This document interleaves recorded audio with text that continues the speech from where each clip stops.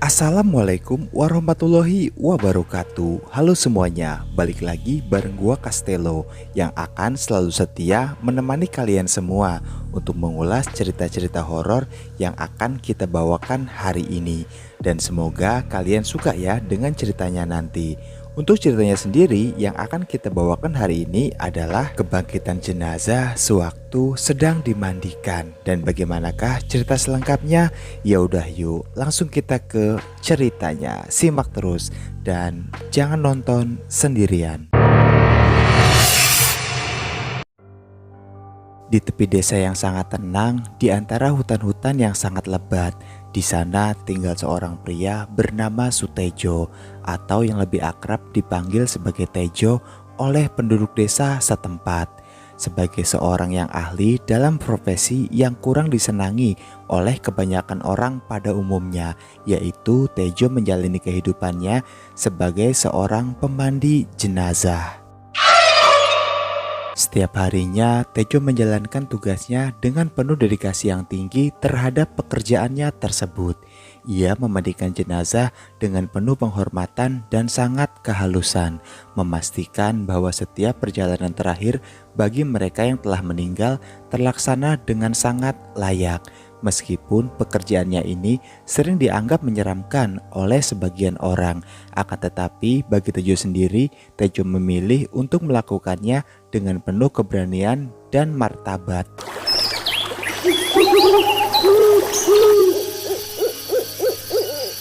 Suatu malam yang gelap, ketika angin malam terasa sangat kencang, membuat tubuh pun menjadi terasa menggigil, lalu diikuti dengan cahaya rembulan yang bersinar redup di langit. Tejo menerima panggilan darurat dari keluarga Busari, yang dimana seorang wanita yang baru saja meninggal karena penyakit tak tersembuhkan. Dengan hati yang berat namun tekad yang sangat teguh, Tejo segera bergegas menuju ke rumah duka, yaitu untuk memandikan jenazah Busari dan mempersiapkan untuk prosesi terakhir Busari. Singkat cerita, usai menempuh perjalanan yang lumayan jauh, Tejo kini akhirnya telah tiba di rumah duka. Di sana suasana hening dan sedih menyelimuti udara. Dengan sangat lembut, Tejo lalu mengangkat jenazah Busari ke atas meja untuk ia segera mandikan, yang dimana di sana ternyata telah disiapkan oleh keluarganya keperluan yang nantinya akan Tejo butuhkan untuk segera memandikan Busari. Di tengah cahaya obor yang sedikit redup, Tejo pun segera memulai proses pemandian dengan kehalusan dan kecermatan yang selalu ia tunjukkan dalam setiap tugasnya untuk memandikan siapa saja jenazahnya. Dalam proses pemandian jenazah Busari kali ini, Tejo tak seorang diri. Di sana ada anak paling tua Busari bersama dengan kerabatnya yang menemani Tejo untuk memandikan jenazah Busari. Hal itu semata-mata sebab biasanya Tejo hanya memandikan jenazah laki-laki saja. Akan tetapi dikarenakan tidak ada orang lain yang menggeluti profesinya, akhirnya baik wanita ataupun laki-laki, Tejo akan mandikan jenazahnya setelah ia wafat. Namun ketika air suci menyentuh tubuh jenazah Busari, sebuah kejadian aneh pun yang juga menakutkan lalu terjadi. Tubuh yang sebelumnya tenang dan diam tiba-tiba mulai bergetar sangat hebat. Mata yang seharusnya telah tertutup rapat kini tiba-tiba terbuka dengan sendirinya, memancarkan sebuah cahaya biru yang sangat menyeramkan. Diikuti dengan suara-suara aneh yang mulai terdengar di bibir Busari, yang membuat semua orang di sana pun menjadi takut dan juga merinding. Tejo yang sebelumnya sudah terbiasa dengan kejadian-kejadian aneh semacam ini, di balik proses pemandian jenazah, ia pun mulai menenangkan semua orang yang ada di sana.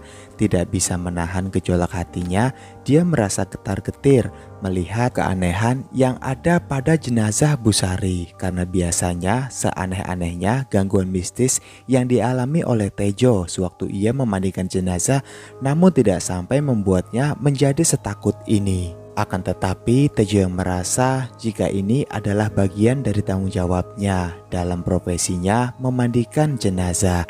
Tejo pun merasa bertanggung jawab untuk menenangkan situasi ini pada semua orang, dan ia pun juga memastikan bahwa jenazah Busari dapat melanjutkan perjalanannya dengan damai. Akhirnya dengan penuh keberanian Tejo mulai mengucapkan sebuah mantra-mantra kuno yang ia yakini akan dapat menolongnya dan juga semua orang yang ada di sana. Mantra-mantra tersebut Tejo dapatkan dari pengalamannya yang sangat panjang. Tejo menyiram air suci dengan penuh keyakinan, berharap bahwa kekuatan suci tersebut dapat mengatasi kekuatan gelap yang menguasai jenazah Busari. Tetapi apakah Tejo dan penduduk desa dapat mengatasi ketakutan misterius yang mengancam kedamaian mereka?